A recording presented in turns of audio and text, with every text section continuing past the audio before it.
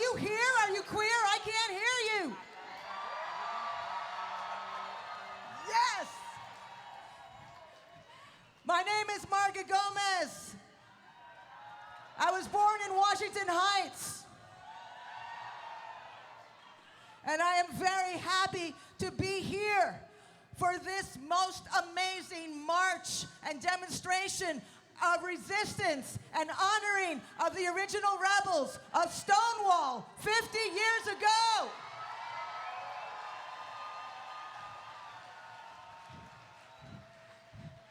And the first message I have to you is hydrate and moisturize for the revolution.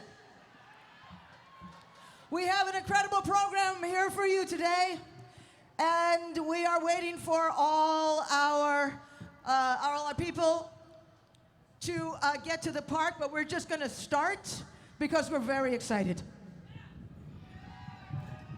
I'm gonna, what? Can I have a microphone? Yeah, thank you. All right, you know why? Because this is not corporate. Fuck you, corporations.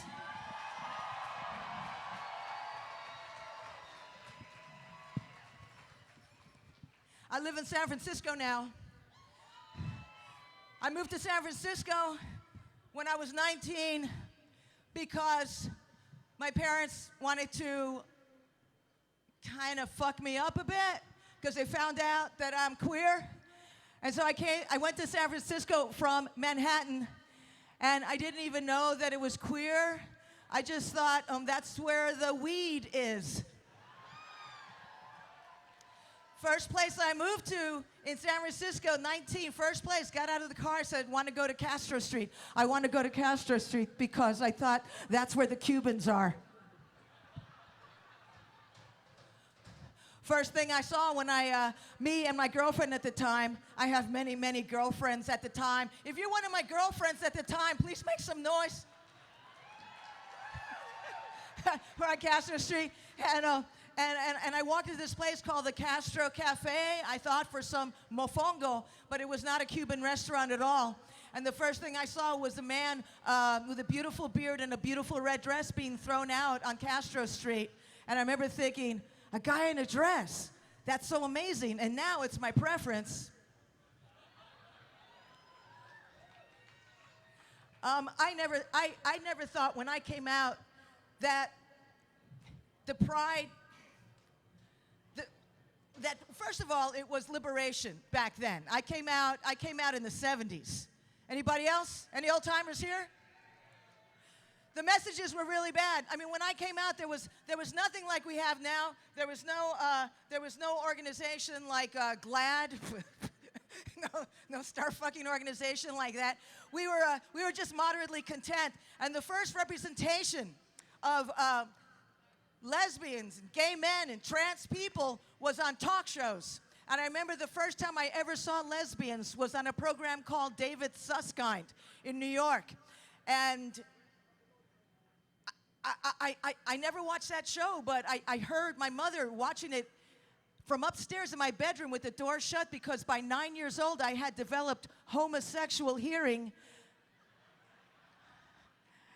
I sat down on the couch next to my mother and tried to look heterosexual, and the ladies, the women, the dykes on this talk show were all in disguise. That's how it used to be. If you were on television and out in public, you were disguised. They were wearing raincoats, dark glasses, and wigs. And I think it was the wigs that made me want to be one.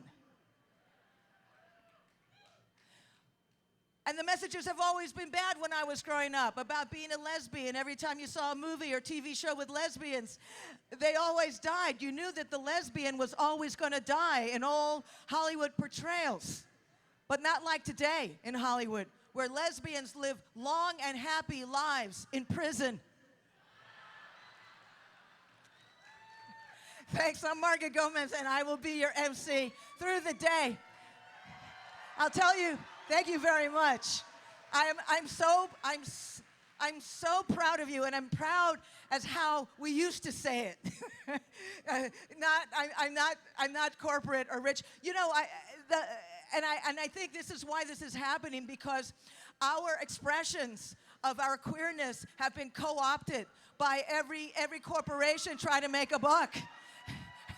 And suddenly, the rainbow, which was designed as a statement by Gilbert Baker, who has passed away, and we want to say hello and love you, Gilbert, and thank you. Thank you for unifying us with the rainbow. And Gilbert, you would be so pissed off if you see what's happening with the rainbow now. I mean, I'll be crossing the street and I'll see an establishment with a rainbow in it, and I think, oh, it's a queer bar. I might get some pussy. I go in there, and it's a Verizon store. That's not right. And when our parades all over the country have been bloated by these corporations using product placement, and free advertising, and all these co-workers who aren't even queer, they're not even allies, they're just there because they think they're going to get beads, and it's Mardi Gras, and they don't give a fuck, and it's like, you cannot take space in our expressions of solidarity in our community. You cannot take space unless you've been arrested for us, or arrested for the communities we represent, which is children in cages in the concentration camps run by this government. You cannot take space in our community unless you have put yourself on the line. You cannot take space in the queer parade unless you give us head. You cannot.